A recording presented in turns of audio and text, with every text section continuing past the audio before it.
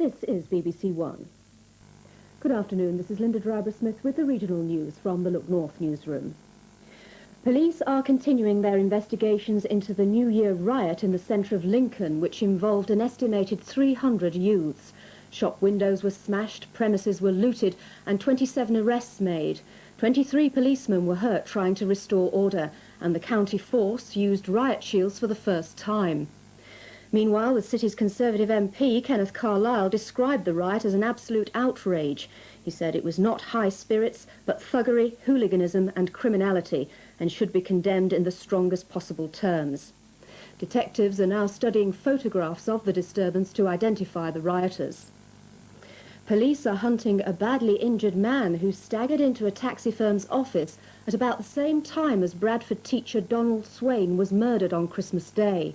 The man had a head wound and was covered in blood when he walked into the office on Carlisle Road, Manningham. He bought some cigarettes but refused a lift to hospital from a taxi driver. He's described as white, aged about 30 to 40, 5 feet 8 to 10 inches tall, of medium build, with dark brown hair and wearing a 3/4 length dark coat. Mr. Swain was viciously attacked as he walked home from a meeting with colleagues from the Youth Hostels Association. His body was found under a mattress at Highfield Place, Manningham, which is about 350 yards from the taxi office. Davina Thompson, the South Yorkshire woman who's had a heart, lung and liver transplant, is continuing to make progress. Just 2 weeks after the life-saving operation, Mrs. Thompson has been using an exercise bike at Papworth Hospital in Cambridgeshire. A woman was killed and her husband and nephew seriously injured in a car accident in Doncaster. Mary Smith, who was 39, died after the car she was travelling in went out of control on a bend and burst into flames on Bolby Road. Her husband, Philip, from Skellow near Doncaster, and 16-year-old nephew, Ian Scott, were seriously injured and are now being treated at Doncaster Royal Infirmary. Police are appealing for witnesses to the accident, which happened just minutes into the new year. 28 managerial staff are taking over the Trent Bus Company, which runs services in Derbyshire and Nottinghamshire. The bus company has 1,200 employees who will be given the opportunity to buy shares in the company. Trent has a fleet of 350 vehicles and is the 13th bus company to be privatised. Well, that's the news so far today. Now look at the region's weather. It'll be cold with fresh north-east winds today. Inland it'll be mostly dry, but showers are probable in all eastern parts, and these will turn to sleet or snow over higher ground, with accumulations probable in the North Yorkshire moors. Afternoon temperatures will not exceed 5 Celsius, that's 41 Fahrenheit. Most of the showers will die out tonight away from the coast, and long clear periods will develop.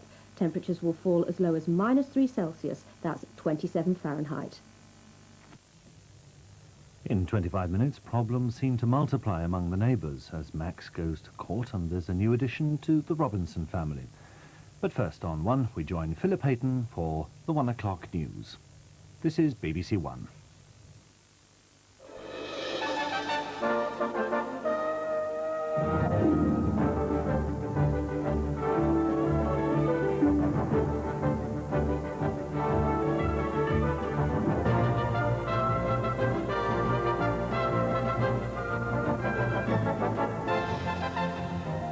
The 1 o'clock news from the BBC with Philip Hayton. Good afternoon. Loyalists in Northern Ireland have launched a New Year campaign against the Anglo-Irish Agreement. They've lit bonfires and signed a petition to the Queen. A man has appeared in court accused of abducting the Hertfordshire schoolgirl Samantha Ettridge on Christmas Day. Elton John is going into hospital for a throat operation. He's cancelled all this year's concerts. The FBI is investigating the fire at the Holiday Hotel in the Caribbean, where more than 60 people died on New Year's Eve. And the beautiful birds from the African bush who die in their millions on the way to our pet shops. Loyalists in Northern Ireland have launched a New Year campaign of opposition to the Anglo-Irish Agreement. Bonfires were lit throughout the province, which loyalists said symbolised their determination to destroy the Accords. And in Belfast this morning, Unionist MPs signed a petition asking the Queen to intervene. A report from Dennis Murray in Belfast. That report from Belfast will be with us in just a moment. A series of bonfires across Northern Ireland last night marked the beginning of this latest phase in the Unionist campaign against the Anglo-Irish Agreement. Jim Molyneux, leader of Northern Ireland's biggest party, the Ulster Unionists, lit the bonfire near the County Down village of Hillsborough, where the agreement was signed just over a year ago. And Ian Paisley did the honours in his own North Antrim constituency. This protest will achieve one thing, that the people of Ulster are saying defiantly to Dublin and to Mrs. Thatcher, there will be no surrender. The Unionists chose Belfast City Hall for today's launch of their petition, which calls for a referendum on the agreement. At a news conference, the two Unionist leaders said this would be a declaration of faith in the ballot box.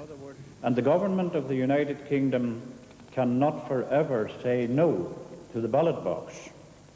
For how can Britain claim to be a democracy if it continues to impose an unwanted diktat on a part of its own population? How, in those circumstances, could Britain be distinguished from the Soviet Union? Then the ceremonial signing of the petition, and if, as seems certain, the request for a referendum is denied, then the Unionists have promised an all-out campaign of civil disobedience.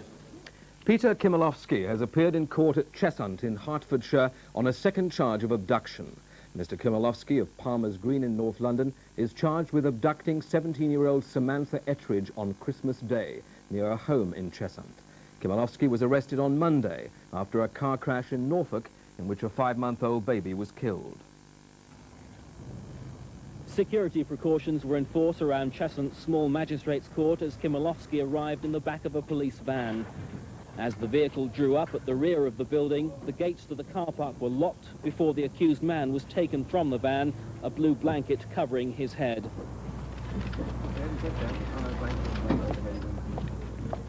Kimilowski was in court for just 3 minutes and said nothing during the hearing.